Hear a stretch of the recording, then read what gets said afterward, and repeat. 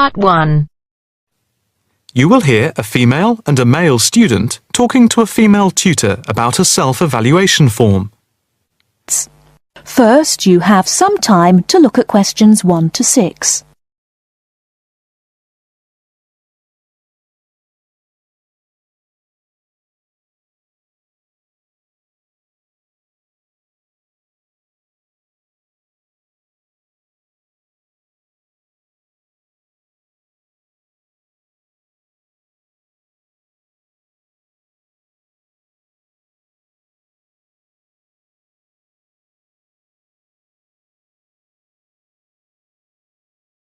Now we shall begin. You should answer the questions as you listen, because you will not hear the recording a second time. Listen carefully and answer questions 1 to 6.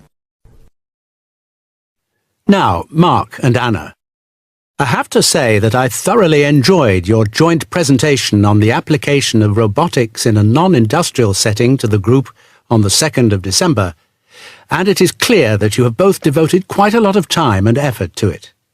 Have you had a chance to fill in the self-evaluation form for the session? Yeah, we have. So, Mark, what do you think overall? Well, generally I felt the presentation worked very well. In fact, we seemed to hold the attention of the others throughout.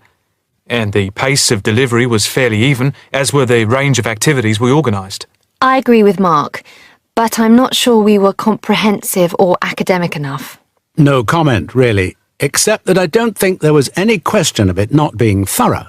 I think we were a bit too chatty and too jokey at times, rather than formal. OK, what do you think were the best areas? And which do you think can be improved on?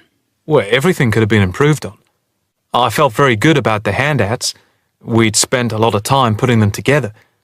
They had a very professional appearance as we bound them into a booklet. To me, the handouts were the best part, as we had a very extensive bibliography and the booklet seemed to go down well. The booklet you did for the handouts certainly showed you had done a lot of work. But I think that you put too much material into it, and people got distracted by it. Perhaps you could have cut the handouts by about a third. I see. When I come to think about it, maybe you're right. OK. But there were times in the middle of the presentation where things did go a bit astray.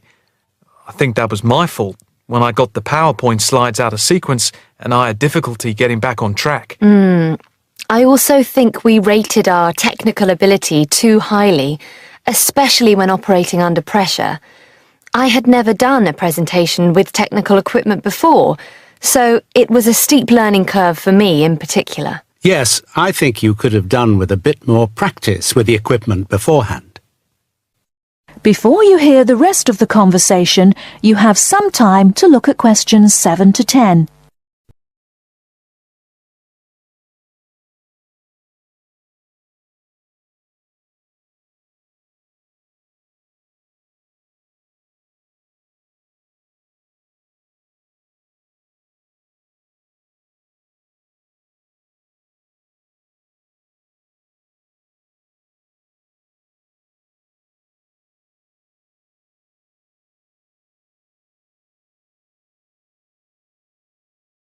Now listen and answer questions 7 to 10. What about the next item on the feedback form? The aims and objectives. I think they were very focused, and we followed them through well, I think. We wanted to show how Europe was lagging behind other areas of the world. Yeah, I think they were clearly set out. Yes, agreed. No comment there. The diagrams and charts were appropriate. Yes, I have put that too.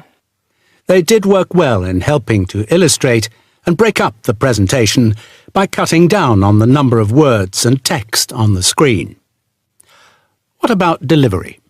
Well, I think our performance was average. It was difficult to coordinate speaking and presenting the material at the same time. I was quite self-conscious of what I was doing. It was down to a lack of experience. Unfortunately, both of you had the habit of standing in front of the projector, so you kept blocking the image on the screen. To me, this is the area that requires the most improvement. The section on the predictions of the commercial application in the future, I think, appeared a bit haphazard. To me, it was a weak point of the presentation. And I think that some of the slides could have had fewer words. And we could have done some fancy graphics with the words. If you had to give yourselves a mark overall, how much would you give out of 10? 6, maybe? I'd be happy with that. Though bits were probably nearer a 7. So I'd say a 6. Anna, what do you think? I think for me it's perhaps a 7. OK, did you find the task and the evaluation useful? That is the end of part 1. You now have half a minute to check your answers.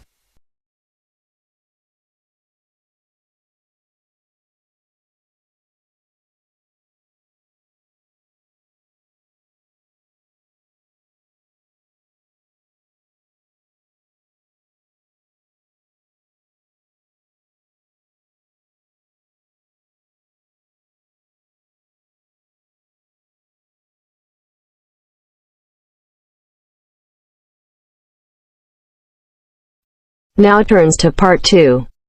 Part 2. You will hear a trainer giving a talk to people who want to learn outdoor survival skills. First, you have some time to look at questions 11 to 16.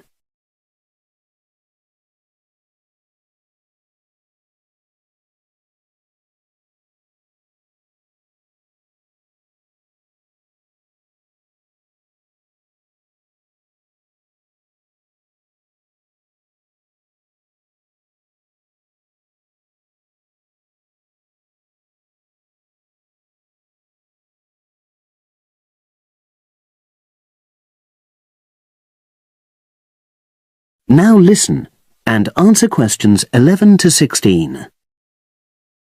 Good morning, everyone, and welcome to our outdoor survival program. As you know, this week you'll be learning some of the basic information and skills you need to look after yourself independently in the outdoors. These first 2 days will be based here in the classroom, and then we'll be taking a camping trip to put into practice some of the things you've learned. I'm going to start off with the topic of food. And to start with, I'll describe just 2 methods which we'll be putting into practice at our camp, and which make use of natural resources: the steam pit and the bamboo pot. I've got 2 posters here to make things clearer, and I'll start with the steam pit here. To make this, you'll need some dry sticks, some grass, some loose earth, and some stones. And for this week only, some matches. The first thing you do is to dig a shallow pit in the place you've chosen to do your cooking. Let's say about 25 centimeters deep and 30 centimeters wide. Your sticks have to be a bit wider than the pit because you have to put a line of them along the top from one end of the pit to the other. Before setting light to these, you take some large stones and arrange them on top. Then you start the fire and wait till the wooden platform burns through and the stones fall into the pit. At this point, brush away any pieces of hot ash from the stones. You can use a handful of grass, and then take another stick and push it down into the center of the pit, between the stones. After that, you cover the whole pit with a thick layer of grass. And then you can put your food on it, wrapped in more pieces of grass, like parcels. Finally, cover the whole thing with earth. You have to pat it firmly to seal the pit. Then all you have to do is take the stick out and pour a bit of water into the opening that it leaves. It should take about 4 hours for your food to cook, as it cooks slowly in the steam that's created inside the pit. Now you have some time to look at questions 17 to 20.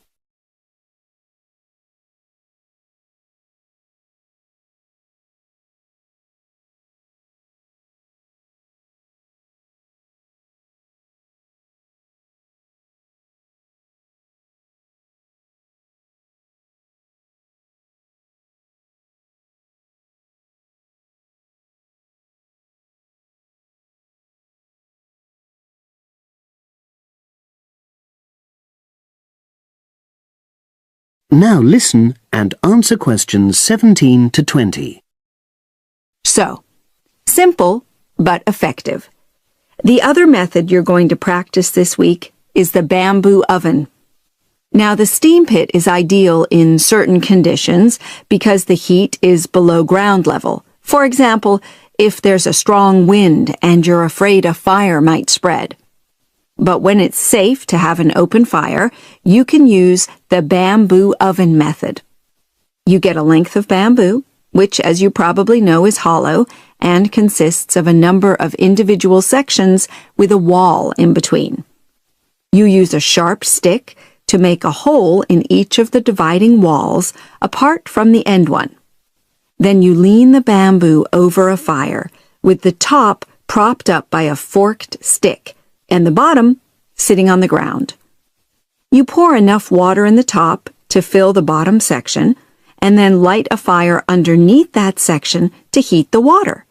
Then you put your food inside the top section and the steam coming up the bamboo through the holes you made cooks it. I'm going to move on now to food itself and talk about some of the wild plants you might cook. I'm going to begin with fungi. That's mushrooms and toadstools. I'm sure you'll be aware that some of these are edible and they're delicious, but some of them are highly poisonous. Now, whether they're poisonous or not, all fungi that you find in the wild should be cooked before eating, because that helps to destroy any compounds in them that might be mildly toxic. But be aware that any amount of cooking won't make poisonous varieties any safer to eat. Unless you can definitely identify a fungus, you should never eat it. It's not worth the risk. And you need to be really sure, because some fungi that are poisonous are very similar in appearance to certain edible varieties. They can easily be mistaken for each other. So, having said all that, fungi are delicious when they're freshly picked, and although they are only moderately nutritious, they do contain minerals which the body needs. I'll move on now to leafy plants, which are generally... That is the end of part 2. You now have half a minute to check your answers.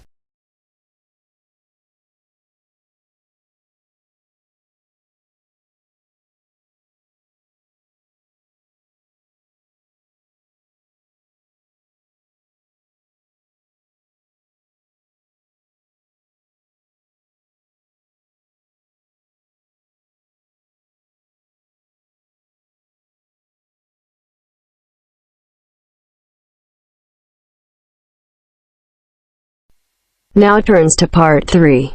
Part 3. You are going to listen to a lecture on language learning.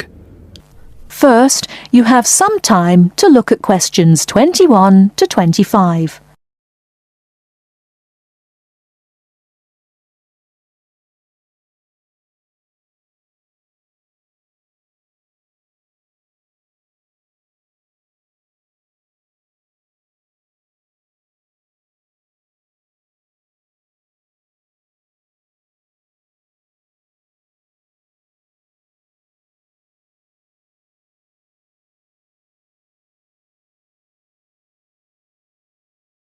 Now listen carefully and answer questions 21 to 25. This is the first in our series of lectures on language learning. The topic I'd like to deal with today is what makes a successful language learner? There's been a lot of research into what makes some people learn a language faster than others. In this lecture, I'll summarize the main findings of the research into the subject. There are many factors that influence how quickly one learns a foreign language, of which exposure to the target language seems to be one of the most important factors to consider.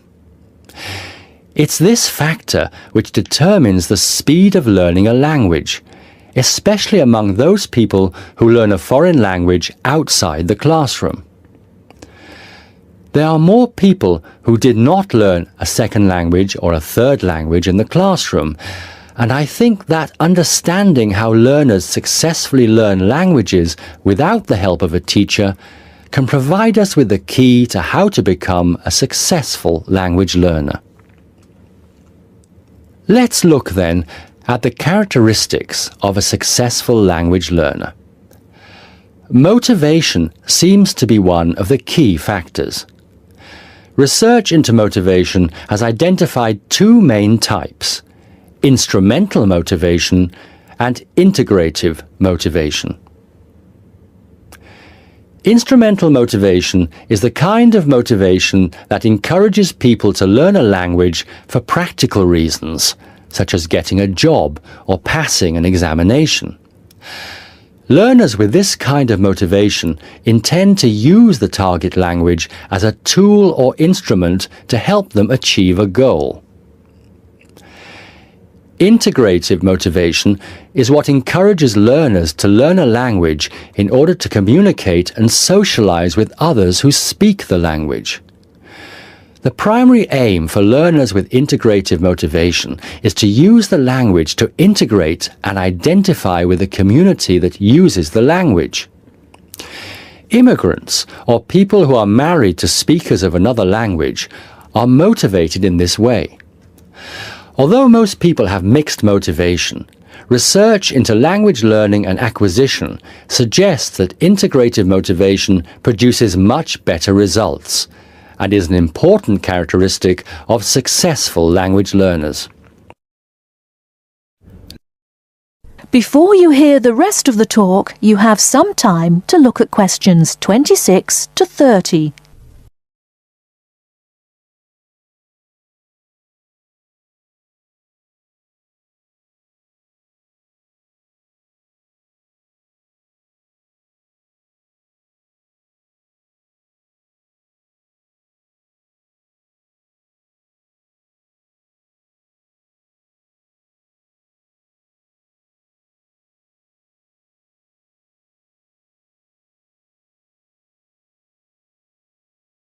Now listen and answer questions 26 to 30. Personality is another important factor in language learning. One does not need to be an extrovert to learn a foreign language, but willingness to experiment and take risks is essential. Introverted or anxious learners who are afraid of making mistakes find it harder to learn a language. Good language learners will try to experiment with different ways of learning vocabulary or grammar until they find the way that suits them best. Language is a complex system. Successful language learners often design complex learning systems to master a language. They think about how they learn and organize their learning accordingly. They develop their own learning style and use a range of learning skills such as efficient revision techniques, systems for learning and organizing vocabulary, the ability to monitor their own speech, and the ability to plan their learning. Finally, age is another major factor to be borne in mind. Children seem to be in the best position to learn a foreign language rapidly and with the best results. Older learners can also be very successful and become proficient at using a language. Adult learners who make decisions about their learning and are independent of the teacher, who are analytical and aware of how they learn, and who take responsibility for their learning, stand a very good chance of learning a foreign language successfully. That is the end of part 3. You now have half a minute to check your answers.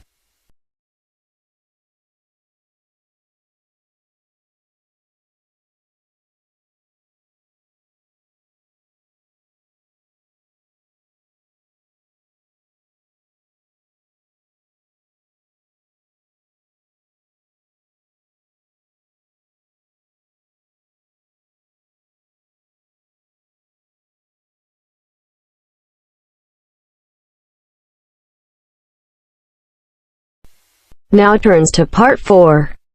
Part 4. This is Jane Frost with this morning's edition of Wake Up with Frost. First, you have some time to look at questions 31 to 40.